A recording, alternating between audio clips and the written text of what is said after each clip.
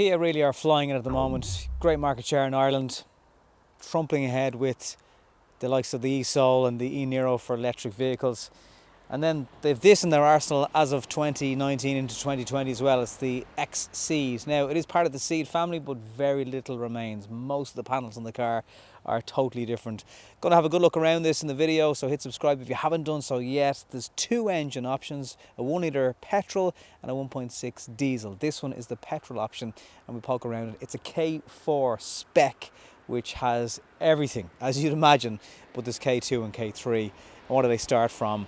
We'll look at all that information in the video. The price kicks off at just over €26,000. You can go up to the early 30s then in these if you want the diesel, if you want a K3 diesel, or you want a K4 petrol.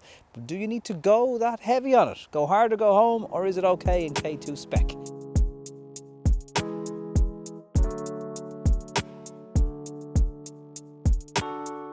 You really have to have nothing against the colour yellow if you want an XCeed. You can change the outside, relax, but the inside comes with yellow bits of trim no matter what. And if you go for a K4 model, you get things like keyless, which is just activated on the door here. You get the upgraded alloy wheels, which look nice, diamond cut.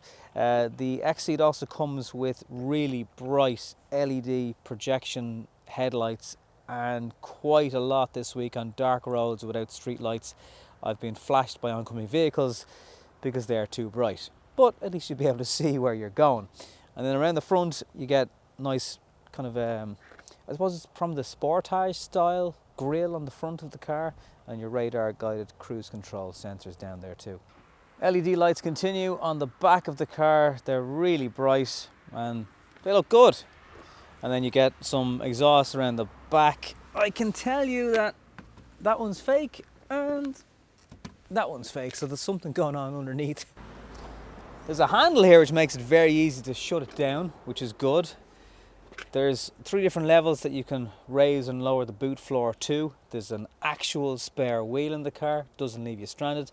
There's things like 12-volt chargers in the back and little straps to secure things down, and the seats do roll into the back to give you tons of extra litres of luggage.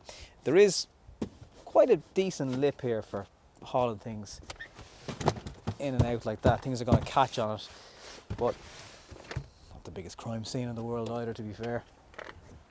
Something that will be handy for you if you buy one of these is for the 7 years of the Kia warranty that's available on all their vehicles, you'll be entitled to 1 free annual map upgrade on the sat-nav. Now, about that yellow colour on the inside. Kia really do it best when it comes to simple controls and how you can manage air conditioning, activate media, turn up and down the radio volume. All that's good. The one criticism I'll probably have is that the list of radio frequencies, you can control it on the controls on your steering wheel, which kind of negates the problem, but if you do want to use the screen when you're driving, it is particularly distracting, so best leave that to when it's safe to do so. You get a fantastic sliding armrest. There's good storage options under there, an automatic handbrake, just the push button, 2 spaces for bottles of water. This one is a 6-speed manual gearbox. You get 12-volt charging up the front. You get a USB cable option that operates the Android and CarPlay, and then you have a separate charging option here as well. So in total, it's well served. And then you get somewhere to wirelessly charge your phone if you go for the options in the K3 and K4 and so on. And I love the digital instrument displays. They're very futuristic, very modern, really caught me by surprise when I jumped into the car. Not that I necessarily wasn't expecting to be greeted by it, but I hadn't seen it before in any of the Kia range, so it looks really good. But apart from that, it's business as usual. The materials used are nice and soft, kind of reminded me of the Mark IV Golf, if you can cast your mind back, for those of you that are around for that car. It's really soft and chunky feeling, and the dashboard in general, everything feels well put together. It's just that yellow, it's a bit bright. Let's jump into the back of the car, because Kia have done something quite unusual for a hatchback on sale in the Irish market today. I haven't seen it in too many options. And that would be a pretty much flat floor in the back. No significant transmission tunnel to speak of, which is quite a big factor for a lot of people. A lot of you have left comments on the channel to just say, give us a look at the floor in the back of a lot of cars, because it can be the difference between buying a car or working for you or not, particularly if the people in the back are of a certain size. There is a couple of inches of a transmission tunnel, but nothing that makes you have to put your feet on either side. So you will be able to fit 3 adults in the back. Now, it's not going to be the biggest, spaciest thing, but there is room. There's an armrest for when you don't have more than 2 passengers in the back, 2 isofix seats. There's a couple of air vents here. There's no charging in the back. One thing Kia kind of slip up on in a few different cases. I remember testing the Kia XCeed earlier on in the year on this channel. You can have a look at the video up there if you like. And again, there's no charging options in the back. I don't know why they do that. But there is decent door bins for water for passengers in the back. A couple of areas for storing things. And you do get your own separate light in here, as well as some grab handles and things for hooking on shirts and hangers and stuff like that. But why no charging? I don't know. Maybe you can have a look at this video and get on a Kia.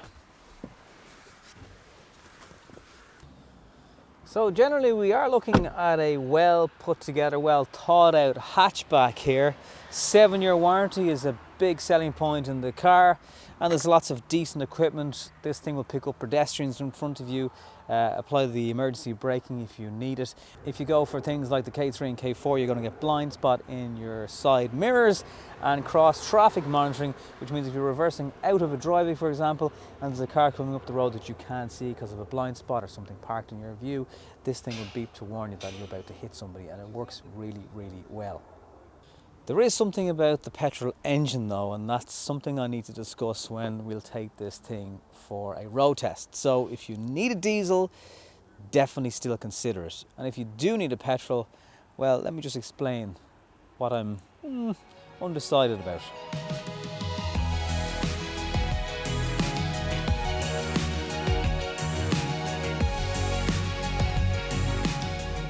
My only real issue with the car in terms of driving is the harshness of the engine. It's constantly labouring, particularly at lower speeds. Now when you're on a motorway, you really would struggle to be able to tell any sort of a difference, you know, but at low end speed, at low end revs, it's just growly and sounds nasty. And the 1.4 petrol that you can get in the XCeed shooting brake, for example, would be great in this car, but it's this or a 1.6 diesel. Just feels like it needs just a bit of extra power just to be able to pull you along just that bit easier. Handling wise, it's great. Like, they've done amazing things because it is a slightly higher up car. It's not as low down as a coupe, obviously, but that isn't affected. There's no body roll to speak of. There's so many gadgets on board to keep you safe. The 6-speed gearbox is nice and direct. The steering has a bit of feedback in it. It has a lot going for it, and the diesel one will have a bit more poke anyway because it's going to have more torque. You know, it does move, but you really have to wind it up, and then it's noisy.